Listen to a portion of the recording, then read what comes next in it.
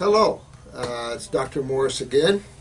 Been working on a case here of type 1 who also has a thyroid and parathyroid weakness, 7 years old. I've been asked about hypothyroidism, and I want to address that, of course. A very common problem that we have, Hashimoto's. You've got all kinds of thyroid problems out there. You've got people with goiters out there. And so it's important to understand what's going on there and what you have to do to find remedy. The remedy allopathically is to simply give you a T4, which is a hormone produced by the thyroid gland. A synthetic one at that. Some people are taking Armour, which is actually thyroxine, which T4 converts into, and they take the natural thyroxine. The problem with either of these hormones or pre-hormones is the fact that it'll actually make your thyroid weaker. If you understand that the thyroid is part of the endocrine gland system, and when you look at your body, the endocrine glands is the government of your body.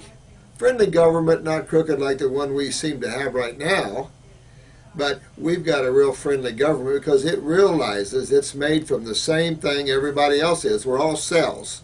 And if you review the videos on the lymphatic system, it'll really help you to understand the body a little more, because the thyroid is just a bunch of cells and two fluids. The adrenal glands, a bunch of cells and two fluids. The kidneys, a bunch of cells and two fluids. The muscles, a bunch of cells and two fluids. The bunch of cells makes up everything. Everything in your body is nothing but cells, no matter what shape or size they take. The two fluids that flow around every cell, it's kind of like Mississippi right now. You got a house stuck in the middle of the river. Well, that's how your cells are. Your cells are stuck in the middle of a river, but this is a river called interstitial fluids. And this river of fluids is 75% lymphatic fluids, which is the sewer fluids, and only 25% blood, which is the kitchen. That feeds the cell, and then the sewer fluids help to clean the waste from cells. So when you look at the endocrine glands, they're the government. They control every process that goes on in the body, including the nervous system, which then that controls every process. So it's intricately tied together. But however, these endocrine glands control everything. And they produce hormones, steroids, neurotransmitters, which runs the nervous system, and of course enzymes, like digestive enzymes. The thyroid obviously controls the rate of how fast you digest your foods. One that has a hyper or a fast-paced thyroid can eat 5-6 meals a day and not gain an ounce. Hypothyroid is a slow oxidizer or digester, meaning that you can eat 1 meal a day and take all day to digest it because your metabolism's slow. That controls the heart rate as well. So when your heart rate runs fast, that's your thyroid kicking up your heart rate, either to oxygenate your body or your thyroid's being overstimulated. And it's the opposite. A slow bradycardia or a slow heart rate is a hypothyroid case. Now, this hypo or hyper condition can exist in any of the endocrine glands. The pituitary, of course, is the main gland.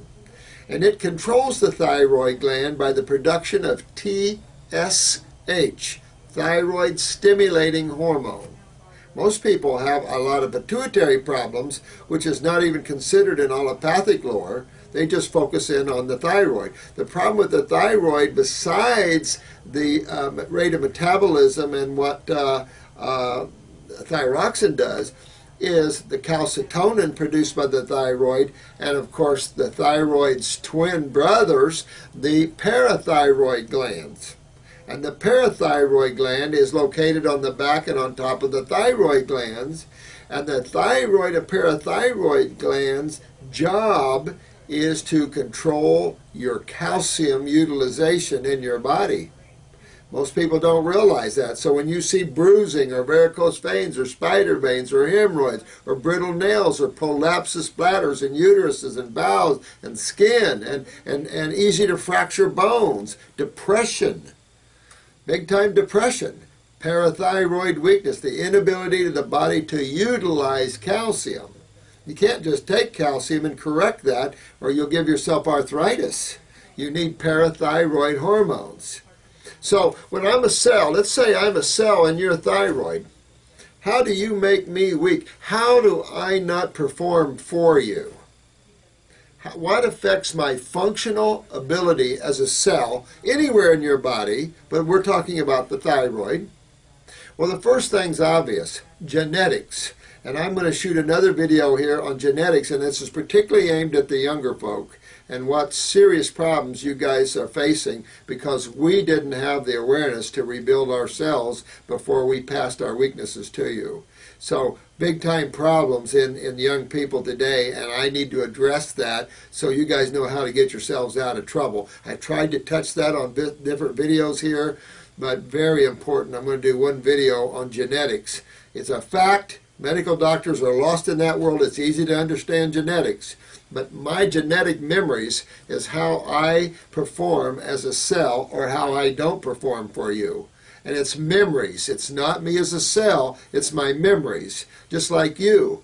Your life is based upon your memories from your childhood, your church or synagogue, or your Buddhism, or whatever spiritual path you're on, whatever your community thinks, your patriotism, all this brainwashing we go through.